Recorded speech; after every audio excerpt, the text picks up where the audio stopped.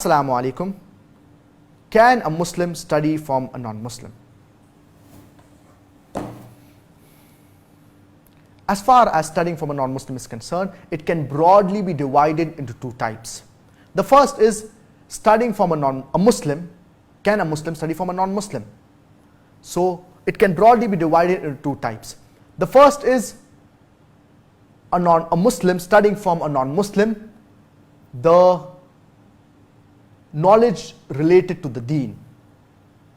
As far as this is concerned, knowledge of the deen should only be acquired from a Muslim. It should not be acquired from a non-Muslim. And unfortunately, we see that many Muslims, they study Islam from non-Muslims. And we find this that it is very prevalent in the Western countries when people are writing thesis, whether it be masters or whether it be PhD, they are mushrif or their supervisors non-Muslim. This should be avoided.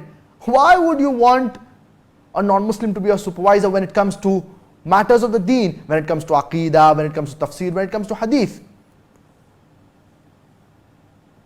And you have so many Muslims who are far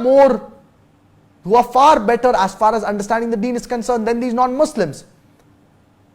But yet, many Muslims, they prefer going to these universities, these Western universities, and choosing such professors who are non-Muslims. We have so many Islamic universities that are far superior as compared to these Western universities as far as the knowledge of deen is concerned. So we should give preference to these universities. So as far as the deen is concerned, the knowledge of Islam is concerned, a Muslim should only acquire it from Muslim. The second category is a Muslim studying from a non-Muslim the worldly knowledge. A Muslim can study from a non-Muslim the worldly knowledge that is not related to the deen, as far as the teacher is not teaching anything that goes against the rules of Sharia, that goes against the teachings of the glorious Quran or authentic hadith of our beloved Prophet Muhammad, may peace and blessings be upon him.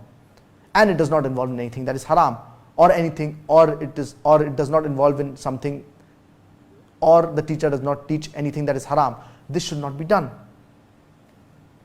So acquiring knowledge of the dunya, worldly knowledge, there is no problem. It is better for a Muslim to acquire even the worldly knowledge from a Muslim teacher, but if he acquires it from a non-Muslim, as long as it does not break rules of the Sharia, there is no problem in it. But for those who are studying in school, especially in the pre-primary and primary section, for example, students, small children, 5 years old, 6 years old, 7 years old, they should see to it that they acquire, the parents should see to it that they acquire even the worldly knowledge from a Muslim teacher. And the parents play a key role in the right tarbiyah and upbringing of the children. They should see to it that they admit their children into good Islamic schools rather than admitting them into convent schools.